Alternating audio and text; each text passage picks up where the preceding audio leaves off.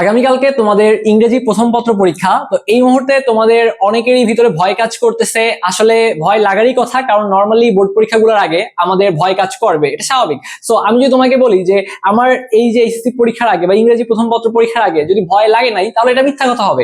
আমারও তোমাদের কন্ডিশনে যখন আমি ছিলাম, আমারও অনেক বেশি ভয় লাগতো, কিন্তু আমি সবসময় একটা জিনিস বিশ্বাস করতাম যে পরীক্ষা যদি দিতে হবে বা একটু ভয় লাগবে, এটা স্বাভাবিক, এটা হচ্ছে একটা নর্মাল। তো যে ব্যাপারটা নর্মাল, সেটা নিয়ে তো আসলে ওভার থিঙ্ক করার কিছু নাই। বা আমাকে যদি কেউ আসলে জিজ্ঞাসা করতো যে শাওন তোর প্রিপারেশন কেমন, আমি কিন্তু তখন উড়াধুরা বলতাম যে আমার তো প্রিপারেশন আরো প্রায় 6 থেকে 8 ঘন্টা আগে শেষ হয়ে গিয়েছে, এখন তো আমি রিল্যাক্স মুডে রয়েছি। এই ব্যাপারটা কিরকম, আসলে নিজের ভিতরে যে কনফিডেন্স, এটা তোমাকে ধরে রাখা লাগবে। এই মুহূর্তে যদি তোমার কোনো ফ্রেন্ড তোমাকে ফোন করে বলে যে দোস্ত তোর প্রিপারেশন কেমন, এখন তুমি যদি তাকে বলো যে দোস্ত আমার প্রিপারেশন তো ভালো না, আগামীকালকে কি লিখবো আমি আসলে এটাই বুঝতে পারতেছি না, তখন তোমার ফোনের অপর পারে যে ফ্রেন্ডটা থাকবে, ও কিন্তু মনে মনে একটু খুশি হবে, কিরে এ তো এখন পড়াই শেষ করতে পারেনি, আর আমার তো সবগুলো জিনিস শেষ করে ফেলছি। তো তুমি একটা ব্যাপার মাথার মধ্যে ঢুকাই রাখো যে আগামীকালকে যেহেতু তোমাকে ইংরেজি প্রথম পত্র পরীক্ষা দেওয়া লাগবে, তো তোমার কনফিডেন্স থাকবে 100-র মধ্যে 100 যে আমি সেরা, আমি যতটুকু পড়েছি এতটুকু নিয়ে আমাকে লড়াই করতে হবে। এবং প্রিপারেশনে আমার কম বেশি থাকতে পারে, ডাজেন্ট ম্যাটার। আমি এখন চিন্তাও করবো না যে আসলে আমি কি তোমাকে ভিডিও শুরুতে জিজ্ঞেস করছি যে ভাইয়া তোমার প্রিপারেশন বলো তো,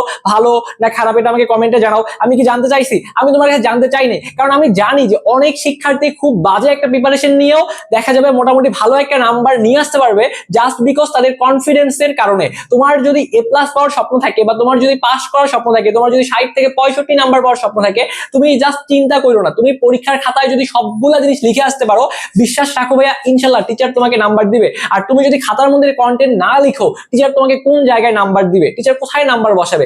এই সময় আসলে তোমার এটা নিয়ে ভাবার দরকার নাই যে বাংলা খারাপ হয়েছে, বাংলা মানে ফার্স্ট পার্ট সেকেন্ড ভালো দিতে পারিনি, এখন যদি ইংলিশও খারাপ হয়ে যায়, তোমার এখন এগুলো নিয়ে ভাবা যাবে না। তোমার এখন জিপিএ 5 নিয়েও টেনশন করা যাবে না, তুমি একটু রিল্যাক্স মুডে থাকবা। এবং আগামীকালকে ইংরেজি প্রথম পত্র পরীক্ষা যে তোমার ভালো হবে, এটা তুমি মনে মনে বিশ্বাস করে নাও। এবং বিশ্বাসটাই হচ্ছে অনেক বেশি ইম্পর্টেন্ট। তোমার যদি বিশ্বাস থাকে যে আমি এই কাজটা করতে পারবো, তুমি করতে পারবা। মানুষ 1 ঘন্টায় কত কি করে ফেলতেছে, তুমি কেন পারবা না? তোমার প্রিপারেশনে ঘাটতি আছে, সো হোয়াট, তাতে কি হয়েছে? এই প্রিপারেশন নিয়ে কি পরীক্ষা লেখা আসা যাবে না? এটা তো ইংরেজি প্রথম পত্র, লিখে অবশ্যই আসতে পারবা। আমি প্রত্যেকটা ব্যাপার নিয়ে কথাবার্তা বলবো। তো যাদের মানে এরকম ভয় কাজ করতেছে, আমাকে একটু জানাইতে পারো, আমি তোমাদের কমেন্টে রিপ্লাই করে দিব। আর কোনো চাপ নিও না, সবাই কমেন্টে লিখো আগামীকাল ইংরেজি প্রথম পত্র পরীক্ষা খেলা হবে। তোমরা যেহেতু শাওন ভাইয়ের ভিডিও দেখার জন্য আসছো, আমি আগামী 7 থেকে 8 মিনিটের মধ্যেই পুরো একটা সামারি তোমাকে দিয়ে দিব, আগামীকালকে কোন ফরম্যাট গুলো অ্যাপ্লাই করলে তোমার ইংরেজি প্রথম পত্র পরীক্ষা ভালো হবে, তুমি কিভাবে একটা ভালো নাম্বার ইনশিওর করতে পারবা। প্রথমেই দেখো, আমাদের 1 নাম্বার যে প্রশ্নটা তোমাদের আসবে এমসিকিউ, এইখানে তোমাদের 5 নাম্বার থাকবে এবং কোশ্চিন অ্যান্সার 10 নাম্বার থাকবে। এই 15-র মধ্যে আমাদেরকে মিনিমাম 12 থেকে 13 কালেক্ট করতে হবে।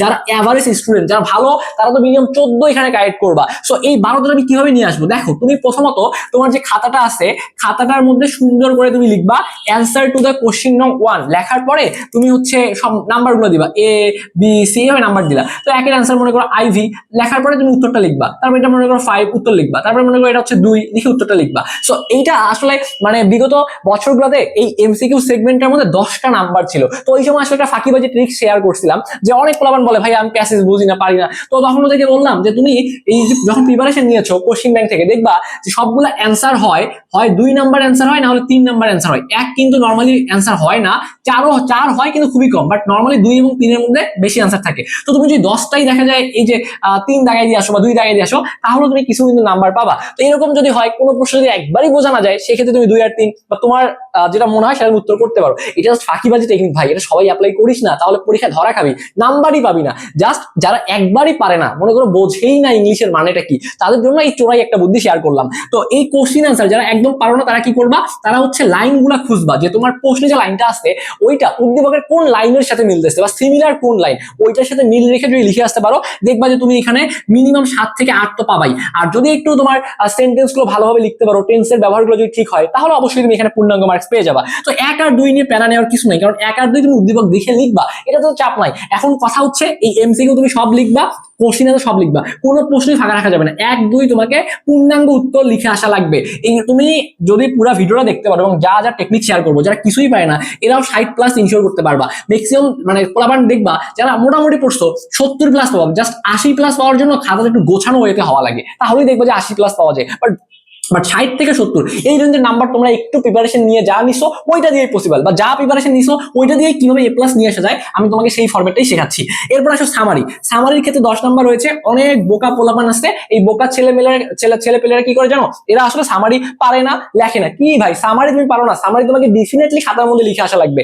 সামারি লেখার ক্ষেত্রে আমি একটা ভিডিও দিয়েছি, চাইলে সেটা দেখতে পারো। যদি ভিডিও না দেখো সমস্যা নাই, একটা সুন্দর করে টাইটেল দিবা, টাইটেল দিয়ে সামারিটা তুমি জাস্ট মনে করো একটা প্যারাতেই লিখবা। সামারির ক্ষেত্রে কখনো দুইটা প্যারা করা যাবে না, অবশ্যই একটা প্যারাতে তোমাকে সামারি লেখা লাগবে। এবং সামারির ক্ষেত্রে হুবহু কপি করা যাবে না। তোমাকে যে ফরম্যাটগুলো শেখাইছি, প্রথম লাইন, দ্বিতীয় লাইন, লাস্ট লাইন, ওইগুলো লিখতে পারলো, নাম্বার পাওয়া যাবে। তো এটা অবশ্যই সামারি তোমাকে একটি প্যারায় লেখা লাগবে।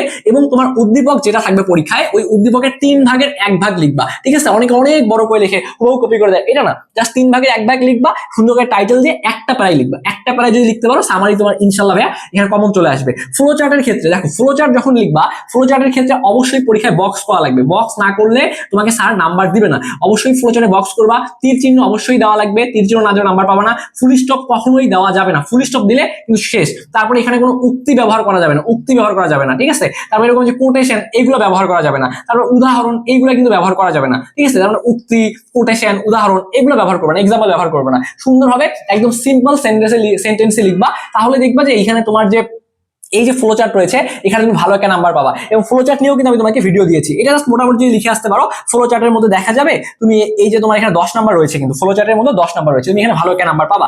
এরপর উইথ ক্লু এবং উইদাউট ক্লু। এখন অনেকে এই উইদাউট ক্লু নিয়ে ভয় পায়। উইদাউট ক্লু নিয়ে তো ভয় পাওয়ার কিছু নাই, কারণ এখানে তোমার তো অপশন দেওয়া থাকতেছে না। তার মানে রিলেটেড যে অপশনটা যায় তুমি সেটাই বসায় আসতে পারো।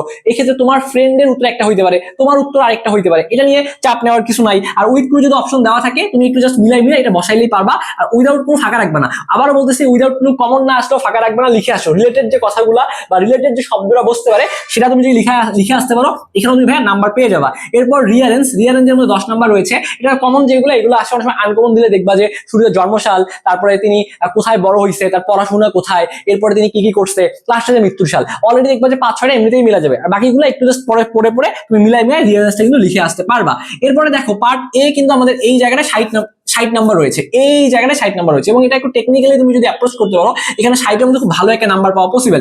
পার্ট বি দেখো, পার্ট বি এর মধ্যে যদি কোনো অংশ তোমার আগামীকালকের পরীক্ষায় কমন না আসে, তারপরেও তুমি সবগুলো জিনিস লিখে আসবা। প্যারাগ্রাফের মধ্যে 10 নাম্বার রয়েছে, কমন আসলেও লিখবা, না আসলেও 100% তুমি লিখবা। কমপ্লিটিং স্টোরি দুইটা ক্যাটাগরিতে আসে, একটা হচ্ছে ট্রেডিশনাল কমপ্লিটিং স্টোরি তোমার আসতে পারে, আর ক্রিয়েটিভটা আসলে ভালো, কারণ ট্রেডিশনাল আসলে যে গল্পটা আসছে ওটা হুবহু লেখা লাগে। আর যদি তোমার এখানে ক্রিয়েটিভটা আসে তাহলে এই কমপ্লিটিং স্টোরি তুমি নিজের মন মতো একদম পজিটিভ ভাবে তুমি যদি বানাই লিখে আসতে পারো, নাম্বার সারা তোমাকে দিবেই। আমার পরীক্ষার সময় কমপ্লিটিং স্টোরি কিন্তু পজিটিভ, মানে কি বলে, এই ক্রিয়েটিভ টাইপের আসছিল, মোটামুটি পজিটিভ একটা গল্প বানাই লিখে আসছি। আমি জানতামও না যে আসলে কত মার্কস পাবো। আমার কিন্তু ভাই ইংরেজিতে মানে 90-র কাছাকাছি নাম্বার ছিল, 90-র উপরেই নাম্বার ছিল, ফার্স্ট পার্ট সেকেন্ড পার্ট দুটোই 90-র উপরেই ছিল। তো তুমিও পারবা, এই বিশ্বাসে রাখো। আমি কমপ্লিটিং স্টোরি একদম বানাই লিখে আসছিলাম। তো এগুলো প্যারা খাইও না, জাস্ট লিখে আসলেই তুমি নাম্বার পাবা। এরপরে দেখো এই যে ইনফর্মাল যে লেটার রয়েছে বা ইমেল রয়েছে, এখানে 5 নাম্বার রয়েছে। জাস্ট ফরম্যাট দেখছো তো, অলরেডি তুমি ভিডিও দেখছো, অনেক ভাইরা ভিডিও দিয়েছে, আমিও ভিডিও দিয়েছি। তো ফরম্যাট গুলো দেখে লিখে আসলেই তুমি এখানে ফুল নাম্বারই পাবা। গ্রাফ চার্ট, এটারও তোমাদের ফরম্যাট আমি শেখাই দিয়েছি, কিভাবে ফরম্যাট গুলো তুমি অ্যাপ্লাই করবা। গ্রাফ চার্টের ক্ষেত্রে কোন কোন ভুলগুলো করা যাবে না, তো সেইগুলো যদি মেইনটেইন করে লিখতে পারো তাহলে গ্রাফ চার্টের মধ্যে ভালো একটা নাম্বার পাবা। আর থিমের ক্ষেত্রে দেখো, থিম যেহেতু তোমার এখানে 8 নাম্বার রয়েছে, এটাও তোমার মুখস্থ করা যাবে না। থিমের ক্ষেত্রে জাস্ট ফরম্যাটটা দেখতে হবে। ফরম্যাট কোথায় পাবো? এই চ্যানেলে কিন্তু আমি ফরম্যাট দিয়ে দিয়েছি, অলরেডি ফরম্যাট দিয়ে রাখছি। তোমার যদি মনে হয় তাহলে একবার ফরম্যাট দেখে নাও। গ্রাফ এন্ড চার্ট, তাহলে গ্রাফ চার্ট, তারপরে থিম, তারপর হচ্ছে তোমার এইদিকে এই যে ফ্লো চার্ট, সামারি, এই সবগুলো ফরম্যাট দেখতে তোমার 30 মিনিট লাগবে। সব মানে এতগুলো ফরম্যাট তোমাকে শিখাইছি, মাত্র 30 থেকে 40 মিনিট লাগবে। তুমি চাইলে যদি ফরম্যাটগুলো দেখো দেখবে যে ওখান থেকেই কমন চলে আসছে। সব থেকে বড় কথা হইলো পরীক্ষায় প্রশ্ন কমন আসুক আর না আসুক, প্রশ্ন সহজ হোক বা কঠিন হোক, প্রশ্নগুলো একটু কঠিন হচ্ছে সত্যি কথা বলতে। বাংলার প্রশ্ন দেখার পর থেকে দেখতেছি যে বিগত বছরের থেকে প্রশ্ন মোটামুটি কঠিন হচ্ছে, কারণ অনেক জিনিস দেখা যাচ্ছে বিগত বছর থেকে আসতেছে না। তো এই জন্য কি তুমি হাল ছেড়ে দিবা? এই জন্য তুমি লিখে আসবা না? না, তোমার প্রশ্ন কমন আসলেও সব লিখবা, না আসলেও সবগুলো লিখবা। এবং আগামীকালকে তোমার পরীক্ষা যে ভালো হবে এই মেন্টালিটি নিয়ে যাবা, সবগুলো লিখে আসবা। রাইটিং পার্টের মধ্যে কোনো মানে অ্যান্সার ফাঁকা রাখবে না। একই হবে তোমার হচ্ছে যে এই পার্ট যে রয়েছে, পার্ট এ যেটা রয়েছে, এখানের মধ্যে কোনো অ্যান্সার ফাঁকা রাখবে না, তাহলে দেখবা তোমাদের পরীক্ষা ভালো হবে ইনশাআল্লাহ ভাইয়া। আর তোমাদের ছোট্ট একটা মেসেজ দেই, তোমাদের এসএসসি পরীক্ষার পর কিন্তু তোমাদের সামনে আরো বড় যুদ্ধ অপেক্ষা করছে, যেটা হচ্ছে এডমিশন নামক যুদ্ধ। তো তোমাদের মধ্যে অনেক শিক্ষার্থী আমাদের সাথে এডমিশনে কিন্তু প্রি বুকিং করে রাখতেছে। আমাদের প্রতি বছরের নাই এবছর 2টা কোর্স থাকবে, একটা হচ্ছে মেডিকেল আর একটা হচ্ছে ভার্সিটি। তো তোমরা যারা মেডিকেলের জন্য বেসিক্যালি প্রিপারেশন নিবা, আমাদের মেডিকেলের কোর্স এইচএসসি পরীক্ষার পরে 6000 টাকা হয়ে যাবে। তোমাকে একদম অনেস্টলি স্পিকিং যেটা সেটাই বলতেছি আমি। আর বর্তমানে যারা প্রি বুকিং করতেছে, আমরা প্রত্যেক বছর এইচএসসি পরীক্ষা চলাকালীন বিশাল একটা ডিসকাউন্ট অফার দিই। এই 6,000 টাকার কোর্স এখন যারা ভর্তি হচ্ছে তাদেরকে মাত্র 1,020 টাকায় ভর্তি নিচ্ছি, এবং ক্লাসগুলো এইচএসসি পরীক্ষার পর শুরু হবে। এখন তোমাকে প্রাইভেট গ্রুপে অ্যাড করে রাখা হবে এবং এইচএসসি পরীক্ষা রিলেটেড গাইডলাইন গুলো তোমাকে দেওয়া হবে। মেডিকেল ব্যাচে এখন মাত্র 1,020 টাকায় ভর্তি হলে পরে কি আর কোনো টাকা দেওয়া লাগবে না? পরে আর কোনো টাকা দেওয়া লাগবে না। ভার্সিটি ব্যাচে যারা ভর্তি হবা, ভার্সিটি ব্যাচের কোর্স ফি 3500 টাকা, এখন মাত্র 899 টাকায় কিন্তু তুমি ভর্তি হয়ে যাইতে পারবা। তো যারা ভর্তি হতে চাচ্ছ, আমাদের যে হোয়াটসঅ্যাপ নাম্বার রয়েছে 01317132318, এই নাম্বারে আমাদের সাথে হোয়াটসঅ্যাপে কথা বলে ভর্তি হয়ে যাইতে পারো। জাস্ট আমাদের এই নাম্বারে তুমি যে ব্যাচেই ভর্তি হবা সেই ব্যাচের কোর্স ফি সেন্ড মানি করবা। সেন্ড মানি করে এই নাম্বারে যদি মেসেজ করে বলো যে ভাই আমি টাকা পাঠাইছি, আমাকে অ্যাড করে দেন, তাহলে অবশ্যই তোমাকে আধা ঘন্টা থেকে 1 ঘন্টা সময়ের মধ্যে অ্যাড করে দেওয়া হবে। তো ছোট্ট একটা ব্যাপার, জাস্ট মার্কেটিং করলাম, না বলে তো তোমরা তো জানবা না। সো এইচএসসি পরীক্ষার পরে মেডিকেল এবং ভার্সিটি কোর্সগুলো কিন্তু কোর্স ফি বেড়ে যাবে। এবং যারা স্বপ্ন দেখতেছো মেডিকেলে পড়া বা ভার্সিটিতে পড়ার, এখন থেকে মানে এখন তোমার মেইনলি এইচএসসি নিয়ে টেনশন করতে হবে, এইচএসসি নিয়ে তুমি আসলে পরীক্ষা ভালোভাবে দিবা। বাট যেহেতু তোমার মেডিকেল এবং ভার্সিটিতে পড়ার স্বপ্ন, ওইটা নিয়ে তোমার কিছু ব্যাপার অ্যাটলিস্ট জানা তো প্রয়োজন। আপাতত এই জন্য ভাইবো না, আপাতত তুমি হচ্ছে পরীক্ষা কিভাবে দিবা বা কিভাবে এইচএসসি তে ভালো একটা রেজাল্ট করবা, এটাতে ফোকাস রেখে ভালো মতো পড়াশোনা করো, আমাদের ভিডিওগুলো রেগুলার দেখো, আশা করি ভালো করতে পারবা। তো যারা এখনো আমাদের স্বপ্নের পাঠশালা সাবস্ক্রাইব করো নাই, একটু কষ্ট করে সাবস্ক্রাইব করে রাখো, যাতে পরবর্তী ভিডিওগুলো আমি যখনই দিই না কেন তুমি যেন সবার আগে পেয়ে যাও। তো এতক্ষণ সাথে থাকার জন্য তোমাদের সবাইকে অসংখ্য ধন্যবাদ।